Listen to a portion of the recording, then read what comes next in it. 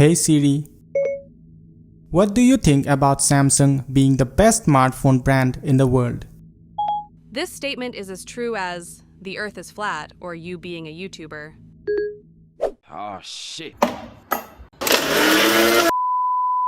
Samsung has come a long way from its initial days of making phones. Heck, it has even overtaken Apple a couple times. But what if I told you that Samsung became the behemoth that it is today by copying the best, that is Apple? Stick around because that's exactly what this video is about. And maybe by the end, it'll change your mind about how you see Samsung.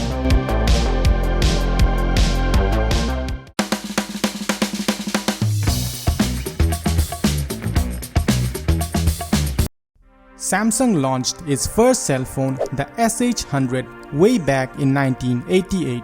It was bulky, unreliable, and due to the high pricing of cell phones back then, the sales were quite low. Samsung continued to make phones, and by the year 1995, over half of the cell phones sold in Korea were made by Samsung. Soon after, they made a deal with Sprint to sell phones in America. During this time, Samsung's phones were functional, but they never stood out. Brands like Nokia and Motorola dominated globally, and Samsung was still just that electronics brand that made TVs and washing machines. But things were about to change for them massively.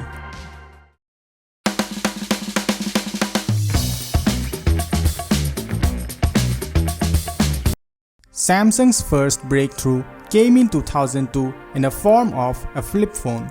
It had a color screen and was a huge hit in Europe and Asia. In a market where other brands were still using monochrome or basic color screens, Samsung pushed ahead with a vibrant, high-resolution display. This wasn't just an upgrade, it showed that Samsung meant business. Samsung continued with its stylish flip and slide designs that focused on sleekness and features. This moved Samsung into the top 3 phone manufacturers globally. While Samsung was still behind the likes of Nokia and Motorola, they now were too big to ignore. At this point, you're probably wondering, how is Samsung's success built on copying Apple? Well, to explain that, we need to first look at what Samsung was as a company prior to becoming the company it is today that blatantly copies Apple. Bruh.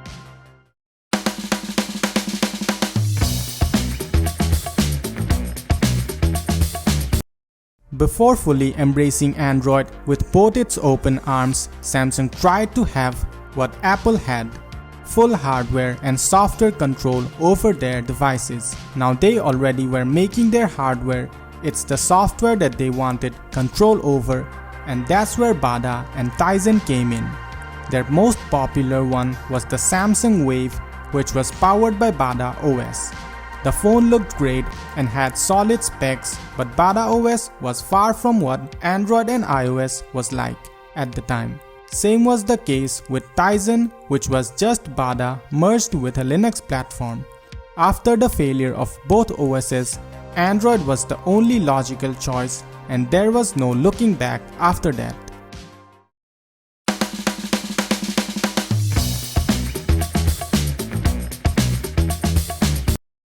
After the launch of the first iPhone, Samsung quickly responded with the Galaxy S, rounded edges, physical home button, grid layout of apps. And no, I'm not talking about the iPhone, I'm describing the Galaxy S.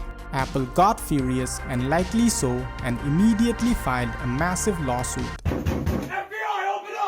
Apple won, and Samsung was ordered to pay over $1 billion in damages. Samsung also doubled down on their S lineup, and it became hugely successful, with the S3 selling over 80 million units worldwide.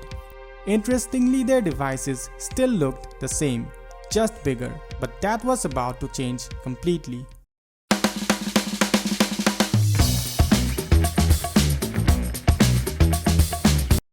The following years saw massive change in Samsung's design philosophy. Gone were the days of cheap plasticky devices which were replaced with glass and metal. Edge-to-edge curved screens, wireless charging, iris scanners, desktop mode, variable aperture cameras made the newer models look premium and futuristic. In terms of innovation, Samsung was dominating, which made Apple look like it was far behind. But Apple was still dominating in terms of sales, and Samsung knew they had to do something about it.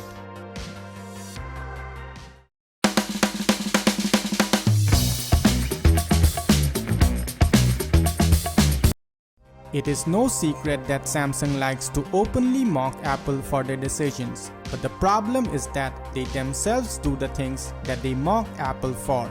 For instance, Apple removed the headphone jack, which Samsung mocked them for, and then themselves removed it from their phones.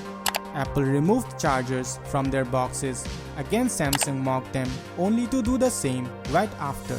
Now, Samsung has come a long way in terms of UI since its TouchWiz days, but One UI keeps resembling iOS more and more after every update.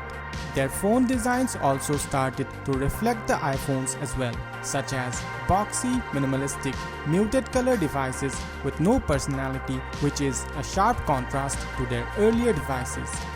And their latest devices such as the Galaxy Buds 3 and the Galaxy Watch Ultra shows that Samsung doesn't even hide it anymore.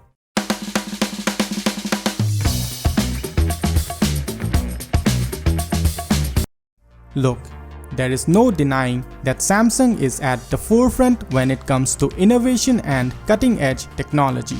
Their foldables are still industry leading and they aren't afraid to take risks, unlike someone who likes to play it too safe that their new features are always decades behind other phone brands. But it is also undeniable that from time to time Samsung does like to have a peek at Apple's playbook to get some ideas. And if it works, then what's the problem, right? It's all fine as long as Samsung keeps their values such as innovation and risk-taking at their core, but if they lose that in pursuit of copying Apple, then they risk losing their identity as well. If you made it this far, then do drop a like and subscribe to the channel for more such videos. If you're interested to know how Apple killed their best product, then you can watch this video. See you in the next one.